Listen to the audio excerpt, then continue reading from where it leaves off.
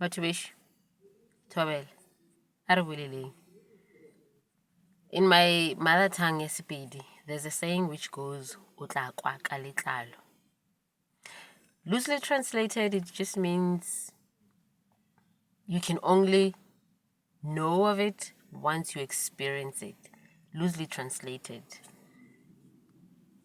Just now you have the experts saying that's not what it means, but loosely translated is that only once you're in those shoes will you know what it takes to walk a kilometer in those shoes. Why am I saying this? Well, this was not even supposed to be the topic that I was going to use for the next video because we do them weekly. So please subscribe, like, and share. Every week we have a new one up until we're going to have our guests in the studio. Anyway, so this was not supposed to be the topic that was going to be discussed this week. It just became a pressing issue because I came across yet another interview where it was like, oh my God, are people still being misled? Like, if I have to see one more interview or one more video where someone is saying, in order for your business to succeed, you need to work hard and be determined. Yo, guys, like, please stop misleading people. You need funds for your business to succeed, for your business to go anyway. Everything else is like standard. The administration, the management part of it, and all of those things. That is standard. They're working hard. No one starts a business not determined, first of all, and no one starts a business to not put in the hard work into it.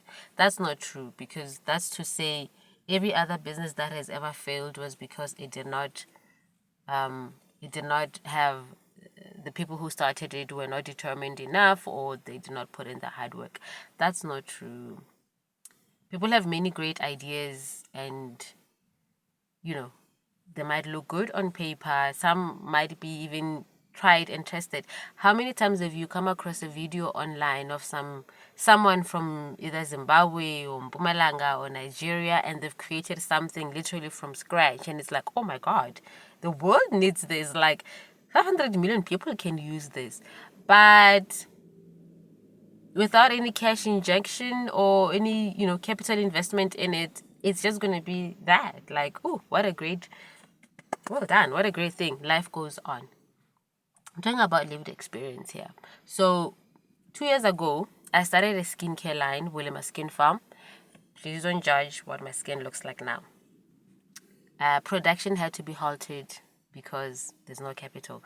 In the meantime, also the online store, I had to close it. Again, you can't have a store open but not have products, right?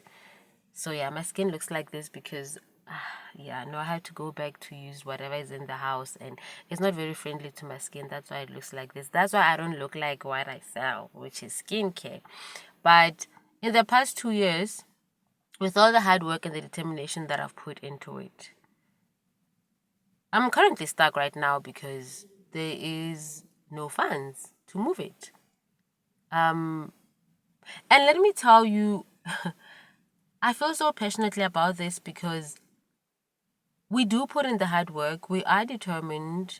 We are resilient about it because we don't give up no matter what happens. We keep going back because we believe in it so much, and we just think it came to us for a reason. I started with one product, but I've grown the product range to like 5 now, different products, right? And even that's all great on paper. And I have products that people have used and they know that it works. That's great, a great proven track record, and it looks good on paper. But you're still stuck because you don't have the capital to put into it. And that's the reality. And this is the reason for this video, because I just feel like most of the successful entrepreneurs or business people, when they're interviewed, they talk about, I worked so hard and this is why I'm here. It's like, no, please mention the other thing, the most important thing. I didn't give up. No, the other thing, yes. I was specific in my prayers. No, we're specific in our prayers all the time. Like we all pray, right? Well, mostly we're specific in our prayers all the time. Like, God, please go before everything that I do. Bless this business. Like, yes, the other thing. I was intentional. No one starts a business not being intentional. Why would you start a business in the first place? You are intentional, already intentional, right? Allow me to rant, right? Because it's like, please stop misleading people. And then you hear, I don't know, like motivational speakers or life coaches, some of them who will say, you don't need money to start a business. And you're like, which one don't you need money for? Please tell us. I'm sure if there was a business that didn't need money, most people would do it. Oh, you can have pre-orders. First of all, if you are not a reputable institution, a reputable company, or a person that I do not know, it doesn't matter what you are selling, how good it looks. I am not pre-ordering something from someone I do not know. Even me.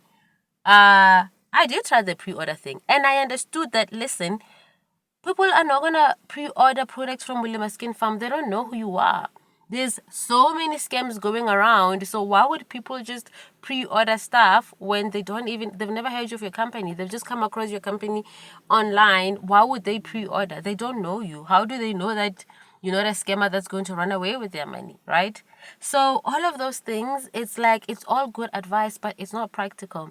The practical part of it and the business of the matter is that you need funds. If you are in a job, if you come across this video and you are in a job and you're thinking of starting a business, start it, get it going while you're still working. All the failures that you're going to come across, which you will do, it's like a trial and error thing. It's like, it's natural, it's going to happen.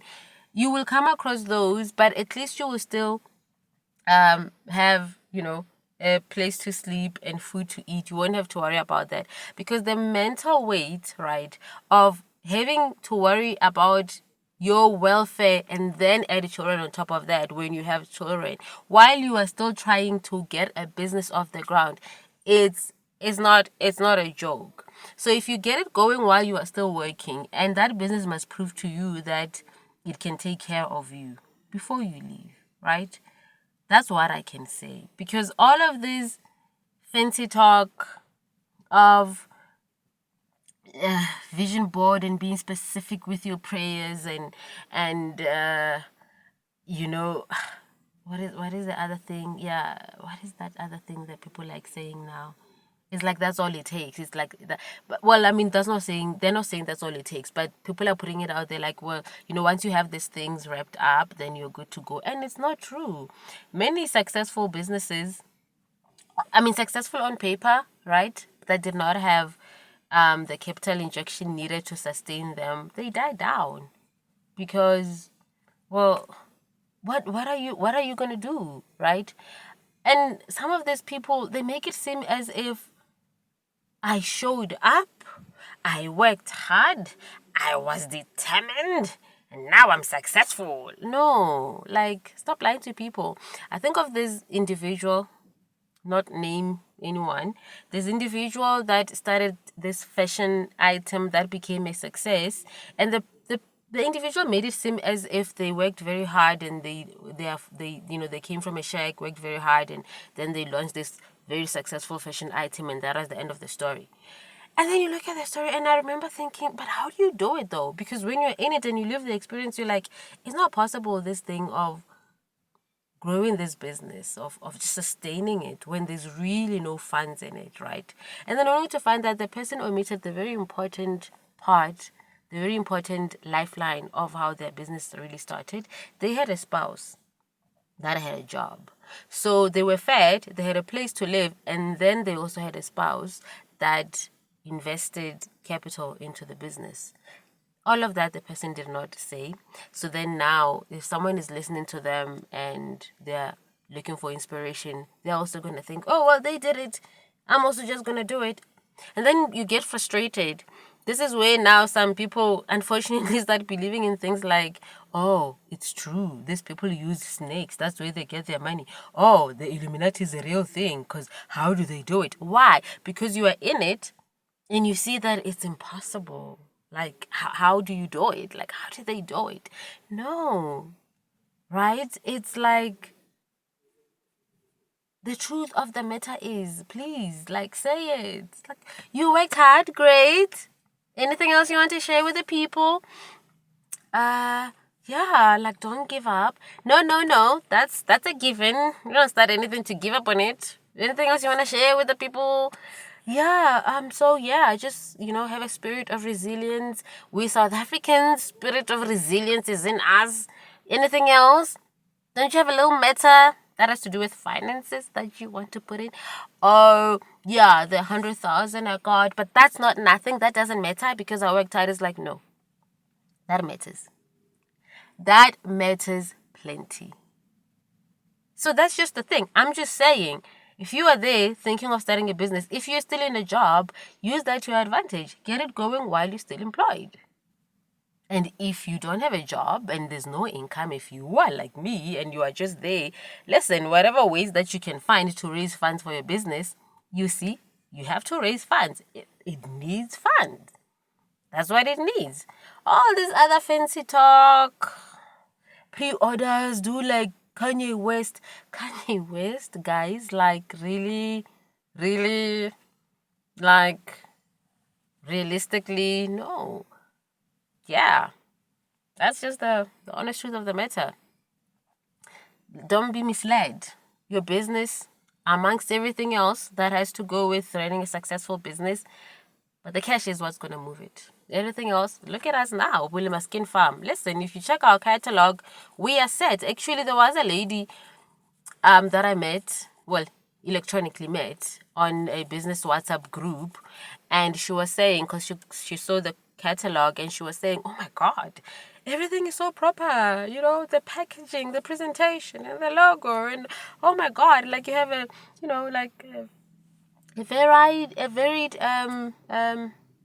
sometimes it's varied, right? Varied product line. How are you not millionaire?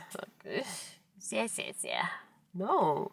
Like, girl, we're not selling anything because we're still trying to raise capital. Yeah. To get the ingredients, to get the packaging, to get the labeling, to get the shipping material, all of that. That's all capital. That's all money. Don't let anyone lie to you, please. It's all money.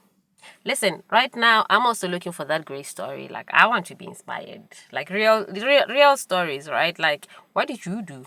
How did you raise the funds? Like, obviously in legal ways that don't hurt other people, right?